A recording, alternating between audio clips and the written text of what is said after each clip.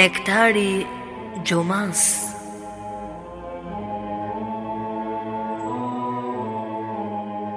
Prezanton Fondacioni Kur'anit.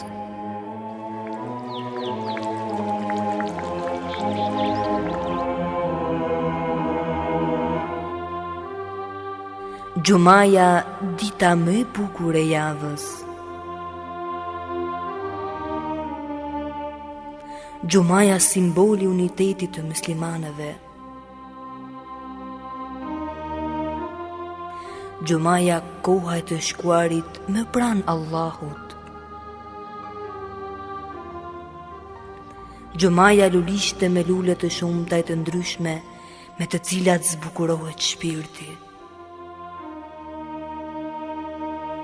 Eja një çdo të gjuma të shëtisim me kopshtin e mbushur me dije dhe të mbledhim bashkë nektarin e luleve të saj e të kënaqemi me to.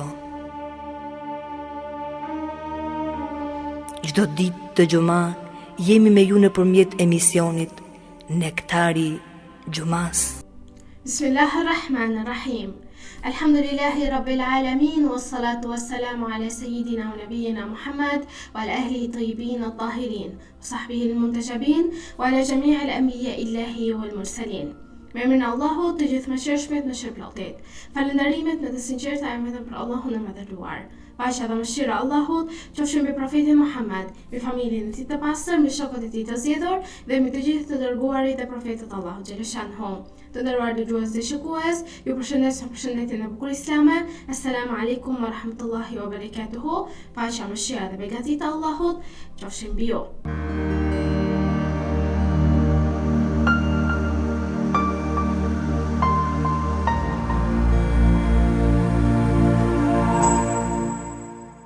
Një nga veçoritë më mahnitëse të Kuranit është qëndrueshmëria dhe harmonizimi i tij. Megjithse u shpall përgjatë një periudhe prej 23 vjetësh në rrethana të ndryshme dhe si përgjigje për shumë ngjarje dhe situata të ndryshme, ai ruan një unitet të jashtëzakonshëm në përmbajtje, në stil dhe në objektivat e tij. Nuk gjendet në ta asnjë kundërthënie, asnjë mospërputhje apo ndryshim që të tregojë ndikimin e kohës ose të rrethanave. Përkundrazi, të gjitha temat e tij ndërthuren në mënyrë të përkryer, duke formuar një sistem të plot besimi, morali dhe udhëzimi që i flet çdo brezi dhe çdo shoqërie. Studimi i harmonizimit në stilin e Kuranit na ndihmon të kuptojmë më thellë madhështinë e kësaj shpallje hyjnore dhe urtësinë që përmban çdo pjesë e saj.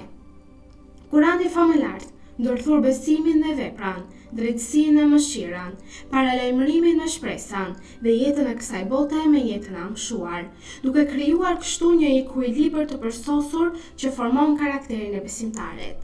Sa më shumë që njeriu e lexon dhe mediton mbi thënjet e Kuranit famëlart, aq më tepër zbulon lidhjet e mrekullueshme ndërmjet ajeteve dhe kupton se çdo pjesë e tij plotson tjetrën.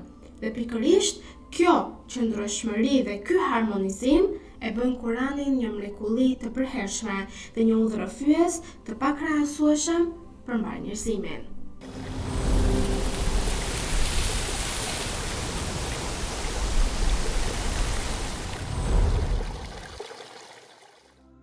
Të dashur vëllezër dhe motra, ju ftoja të ndiqnim së bashku në programin Nektari Gjumas për ditën e sotme, suren Bejine, sureja 98 e Kuranit famëlart. Emrin e Allahut, të gjithëmëshirshmit, mëshirëplotit. Ata që nuk besojnë prej tharëve të librit dhe i dhujtarëve, nuk do të largoheshin nga mosbesimi i tyre derisa t'u vinte dëshmia e qartë. Një i dërguar nga Allahu, i cili t'u lexonte faqe të pastra Kuranin, të cilat përmbanin rregulla të drejta. Ata që u ishte dhënë libri u përçan vetëm atëherë kur u erdhi dëshmia e qartë.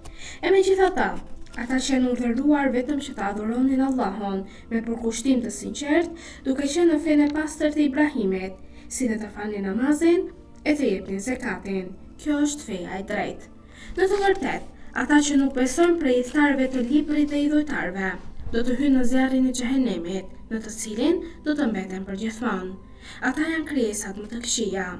Padyshim, ata që besojnë dhe punojnë vepra të mira, Pikërisht ata janë krijesat më të mira. Shpërblimi për ta është Zoti i tyre. Kopshtet e Adnit, nëpër të cilat rrjedhin lumejnë, e ku do të banojnë për herë. Allahu është i kënaqur me ta, por dhe ata janë të kënaqur me ata. Kjo është dhurata për ata që kanë frikë Zotin e vet.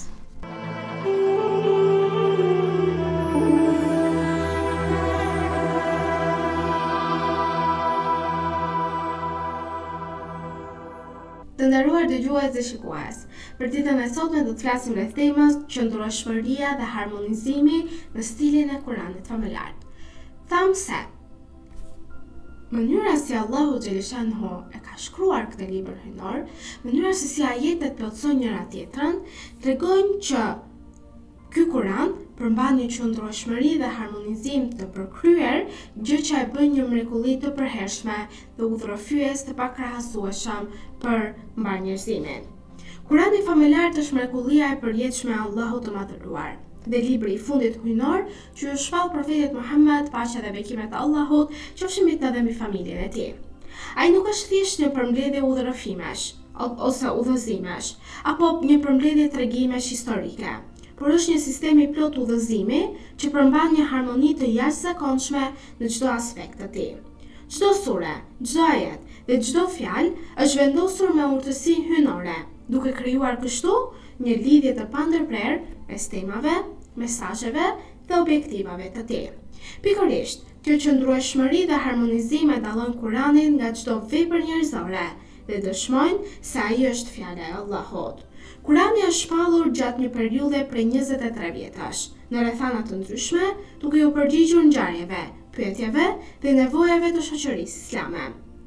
Megjithatë, pavarësisht këtij intervali të gjatë kohor dhe ndryshimit të rrethanave, Kurani ruan një unitet të mrekullueshëm në stilin, në përmbajtjen dhe në mesazhin e tij.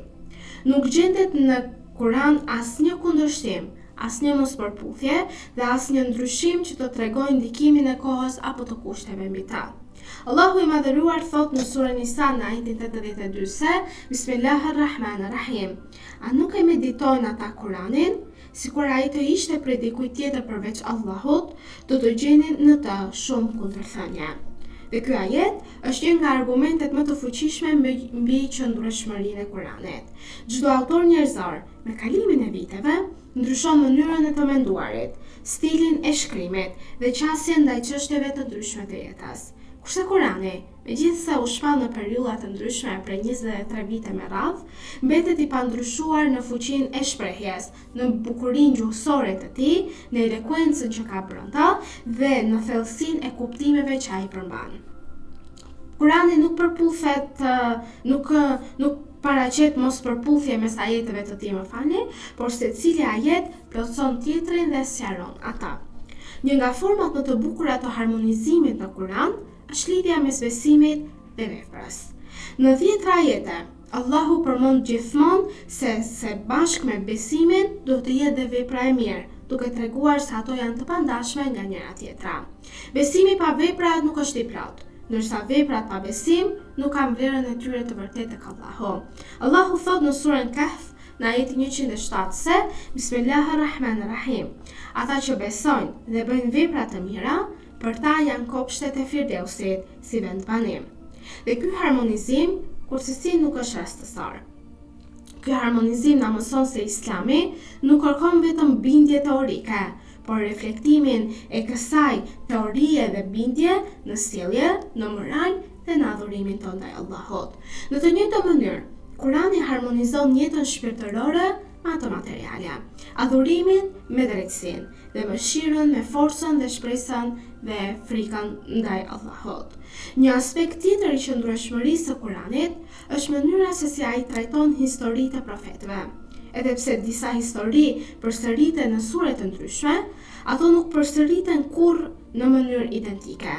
Çdo herë theksohet një mësim i ri në këtë histori, një aspekt tjetër moral i dal nga kjo histori, ose një argument i ri përsëri i dal nga kjo histori, e cila mund të përmendet disa herë në shumë sure.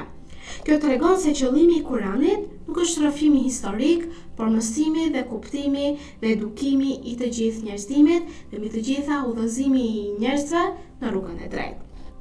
Historia e profetit Musa a.s. për shembull përmendet shumë herë. Për çdo përmendje shërben për një qëllim të ndryshëm, një herë për të forcuar besimin e profetit Muhammed, një herë për të paralajmëruar mohuesit dhe herë për të nxjerrë mësime morale për të gjithë besimtarët. Edhe stili gjuhësor i Kuranit paraqet një harmoni të jashtëzakonshme në ta. Ai përdor herë gjuhë të butë dhe plot mëshirë, herë fjalë të fuqishme dhe paralajmëruese, sipas nevojës së mesazhit hynar. Kur flet për mëshirën e Allahut, Kurani përdor shprehje që mbushin zemrën me shpresë dhe devotshmëri. Kur paralajmëron për padrejtësinë dhe mëkatin, përdor një stil që zgjon ndërgjegjjen e njeriut dhe frikën e shëndetshme. Dhe kjo balancë është një nga elementet më të bukura të harmonisë dhe qëndrueshmërisë së këtij libri të madh qiellor. Allahu i Madhëruar thot në surën Zumar në ajetin 23 se: Bismillahirrahmanirrahim. Allahu ka shpallur fjalën më të bukur, një libër të ngjashëm në pjesët e tij, që përsëritet. Prej tij u rreqethen lëkurat atyre që i friksohen Zotit të tyre. Pastaj lëkurat dhe zemrat e atyre zbuten me përkujtimin e Allahut. Ky ajet përshkruan jo vetëm bukurinë e Kuranit, por dhe harmoninë e tij të brendshme. Ajetet e tij janë të lidhura mes tyre dhe ndikojnë njëkohësisht në mendje, zemër dhe shpirt. Askush nuk mund të lexojë Kuranin me sinqeritet pa ndjerë ndikimin e tij të veçantë në thellësinë tonë. Edhe ehlibeti i profetit Muhammed, paqja dhe bekimet e Allahut qofshin mbi ta dhe mbi familjen e tij, kanë theksuar vazhdimisht këtë veçori të Kuranit familjar, fjalës së fundit të Allahut xhaleshanhu. Imam Aliu, paqja qoftë mbi të, ka thënë: Kurani është një det i pashtershëm, mrekullitë e tij nuk u mbarojnë dhe dritat e tij kurse si nuk shuhen. Dhe nga ky përshkrim ne mësojmë se sa shumë njeriu duhet të studiojë Kuranin dhe sa më shumë të forcoj besimin e tij dhe jetën e tij me fjalën e Allahut, aq më shumë zbulon dhe harmoninë dhe thellësinë e tij. Çdo brez gjen në të, pra në Kuranin, udhëzimin për problemet e kohës së vet, pa që nevoja të ndryshohet apo të plotësohet. Imam Sadiku, paqja qoftë mbi të, ka thënë: Kurani është i gjallë, ai nuk vdes me kalimin e kohës dhe ajetet e tij zbatohen për të parët dhe për të fundit. Dhe kjo është një nga dëshmitë më të qarta të qëndrueshmërisë së fjalës së Allahut xhaleshanhu, Kuranit familjar. Ligjet, parimet dhe mësimet e këtij libri mbeten të vlefshme në çdo kohë, sepse burojnë nga dituria e pakufishme e Allahut, i cili njeh të kaluarën, të tashmen dhe të ardhmen. Kurani harmonizon gjithashtu marrëdhëniet e njeriut me Allahun, me vetveten, me familjen dhe me shoqërinë. Ai nuk kufizohet vetëm në adhurime, por udhëzon për drejtësi, ndershmëri, falje, bamirësi, respekt ndaj prindërve, kujdes ndaj jetimëve dhe mbrojtje të drejtave të njerëzve. Kjo tregon se Islami është mënyra e plotë e jetesës, ku çdo aspekt lidhet me tjetrin dhe asgjë nuk mbetet jashtë udhëzimit hynar. Një tjetër shenjë e harmonisë së Kuranit është balanca që ai ka mes premtimit dhe paralajmërimit. Allahu i fton njerëzit drejt xhenetit me mëshirën e tij, por njëkohësisht i paralajmëron për pasojat e mosbindjes ndaj fjalës së tij. Dhe kjo metodë edukon zemrën që të mos bjerë kurthësi në dëshpërim, as në vetkënaqësi, sepse besimtari ecën gjithmonë mes shpresës dhe frikës, duke u përpikur vazhdimisht të afrohet tek Allahu. Të dashur vëllezër dhe motra, Kurani nuk është vetëm një libër që lexohet, por është një dritë që jeton në zemrat e besimtarëve. Sa më shumë që njeriu e mediton këtë libër, aq më shumë kupton harmoninë e tij të mrekullueshme, sepse çdo ajet lidhet me tjetrin si hallkat e një zinxhiri të pandërprer, duke ndërtuar kështu një sistem të plot besimi, morali dhe udhëzimi. Prandaj të mos harrojmë se qëndrueshmëria dhe harmonizimi në stilin e Kuranit janë ndër argumentet më të forta të origjinës së tij hynore. Asnjë libër tjetër nuk ka arritur të ruajë një unitet kaq të përsosur në përmbajtje, stil dhe mesazh, pavarësisht kohës së gjatë të shpalljes. Prandaj Kurani mbetet udhërofyesi më i sigurt për të gjithë njerëzimin. Mbetet një burim i pashtershëm diturie dhe një dritë që kursesi nuk shuhet. Kush e lexon Kuranin me zemër të pastër, me zemër të hapur dhe me një jetë të pastër, e zbaton atë në jetën e tij të përditshme, do të gjejë pa dyshim, do të gjejë gjithmonë qetësinë, urtësinë dhe rrugën drejt kënaqësisë së Allahut të Madhëruar. Në këtë moment të dashur vëllezër dhe motra, duke i lënë mbrojtjen e ndihmën e Allahut xhaleshanhu, duke u uruar një xumë të begat. Allahu ju pranoftë adhurimet, lutjet dhe çdo vepër të mirë që bëni. Dhe tashmë ju përshëndes me përshëndetjen e bukur islame. Assalamu alaikum wa rahmatullahi wa barakatuhu. Paqja, mëshira dhe begatit e Allahut qofshin mbi ju. أيها الذين آمنوا إذا نودي للصلاة من يوم الجمعة فاسعوا إلى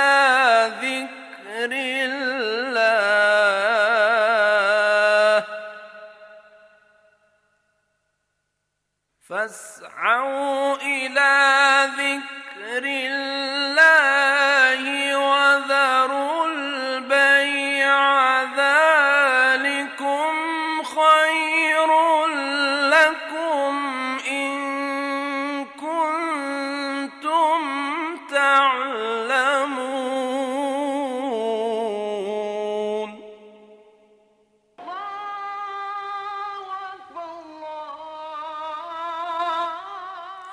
O ju që besuat, kur bëhet thirrja për namaz, ditën e xumas, esni shpejt për aty ku përmendet Allahu, dëgjojini hutbën, falni namazin, e lini shitblerjen. Kjo është shumë më e dobishme për ju, nëse jeni që e dini. Ashhadu anna Muhammad